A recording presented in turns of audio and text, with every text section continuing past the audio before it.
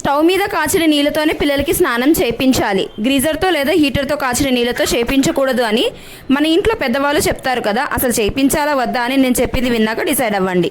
Stove మీద వాటర్ని heat చేస్తే ఫస్ట్ గిన్నె హీట్ అవుతుంది. ఆ గిన్నె ద్వారా వాటర్ హీట్ అవుతుంది. హీటర్ లేదా గీజర్ని యూజ్ చేస్తే రాడ్ హీట్ అయ్యి డైరెక్ట్ గా వాటర్ ని హీట్ చేస్తుంది. ప్రాసెస్ వేరు అనిపించిన ఫైనల్ రిజల్ట్ రెండిట్లో కూడా వాటర్ టెంపరేచర్ పెరుగుతుంది అంతే. పాతకాలంలో ఎందుకు స్టవ్ వాటర్ ని యూజ్ చేసేవాళ్ళంటే అప్పుడు ప్రాపర్ హీటర్స్ గ్రీజర్స్ లేవు. వాటర్ ని బాయిల్ చేయడం వల్ల జెమ్స్ చచ్చిపోతాయని వాడేవాళ్ళు. ఇప్పుడు మనకి clean water supply, geysers, heaters అన్ని ఉన్నాయి. కరెక్ట్ గా మెయింటైన్ చేసిన హీట్ వాటర్ లో ఏ ప్రాబ్లం ఉండదు. యాక్చువల్లీ రిస్క్ ఎక్కడ ఉంది అంటే వాటర్ ని ఓవర్ హీట్ చేస్తే హాట్ వాటర్ వల్ల బేబీ డెలికేట్ స్కిన్ బర్న్ అవ్వచ్చు, డ్రైనెస్, ఇరిటేషన్ కూడా రావచ్చు. సో టూ హాట్ కాదు, టూ కోల్డ్ కాదు, మీ హ్యాండ్ తో చెక్ చేస్తే కంఫర్టబుల్ గా అనిపించాలి. స్టవ్ వాటర్ మాత్రమే సేఫ్ అని అనుకోవడం కరెక్ట్ కాదు.